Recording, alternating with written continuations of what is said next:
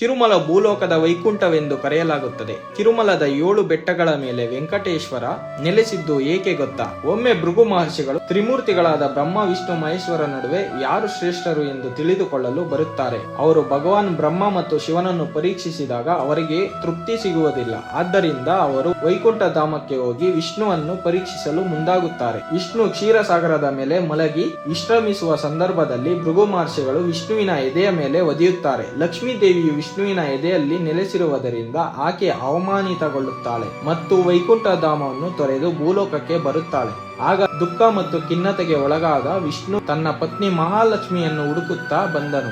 ಲಕ್ಷ್ಮೀ ದೇವಿಯು ಭೂಲೋಕದ ಒಂದು ರಾಜನ ಕುಟುಂಬದಲ್ಲಿ ಪದ್ಮಾವತಿಯಾಗಿ ಜನಿಸುತ್ತಾಳೆ. ಭಗವಾನ್ ವಿಷ್ಣುವು ಹುತ್ತವನ್ನು ಪ್ರವೇಶಿಸಿ ಧ್ಯಾನ ಮಾಡಲು ಪ್ರಾರಂಭಿಸಿದನು. ಆಗ ಶಿವ ಮತ್ತು ಬ್ರಹ್ಮ ಹುಡುಕುತ್ತಾ ಹಸು ಮತ್ತು ಕರುವಿನ ರೂಪದಲ್ಲಿ ಭೂಲೋಕಕ್ಕೆ ಬರುತ್ತಾರೆ. ಹಸುವಿನ ರೂಪದಲ್ಲಿ ಶಿವನು ಪ್ರತಿದಿನ ಆ ಹುತ್ತದ ಬಳಿಗೆ ಬಂದು ವಿಷ್ಣುವಿಗೆ ಹಾಲು ಉಣಿಸುತ್ತಿದ್ದರು. ದೈವಿಕ ಯೋಜನೆಯ ಪ್ರಕಾರ ವೆಂಕಟೇಶ್ವರ ಮತ್ತು ಪದ್ಮಾವತಿ ಇಬ್ಬರು ಒಬ್ಬರನ್ನೊಬ್ಬರು ಭೇಟಿಯಾದರು ಮತ್ತು ದೇವಾನುದೇವತೆಗಳೆಲ್ಲರೂ ಪದ್ಮಾವತಿಯ ತಂದೆ ರಾಜನ ಬಳಿ ಬಂದು ಮಗಳನ್ನು ವಿಷ್ಣುವಿನೊಂದಿಗೆ ವಿವಾಹ ಮಾಡಿಸಿಕೊಡುವಂತೆ ಕೇಳಿಕೊಳ್ಳುತ್ತಾರೆ. ರಾಜರು ಒಪ್ಪುತ್ತಾರೆ. ಆಗ ಅಭೂತಪೂರ್ವಕವಾಗಿ ಮತ್ತು ಅತ್ಯಂತ ಭವ್ಯವಾಗಿ ವಿವಾಹ ಸಮಾರಂಭವನ್ನು ನಡೆಸಲು ವಿಷ್ಣು ದೇವನು ಸಂಪತ್ತಿನ ದೇವರಾದ ಕುಬೇರನ ಬಳಿ ದೊಡ್ಡ ಮೊತ್ತದ ಸಂಪತ್ತನ್ನು ಸಾಲವಾಗಿ ಪಡೆಯುತ್ತಾನೆ. ಮದುವೆಯ ನಂತರ ತಿರುಮಲದ ಬೆಟ್ಟಗಳ ಮೇಲೆ ನೆಲೆಸಿದಾಗ ಅಲ್ಲಿ ಭವ್ಯವಾದ ದೇವಾಲಯವನ್ನು ನಿರ್ಮಿಸಿದರು. ಅಂದಿನಿಂದ ಇಂದಿನವರೆಗೂ ವಿಷ್ಣು ಕುಬೇರನ ಸಾಲವನ್ನು ತೀರಿಸುತ್ತಿದ್ದಾನೆ. ಭಕ್ತರು ಭಗವಾನ್ ವಿಷ್ಣುವಿನ ಸಾಲ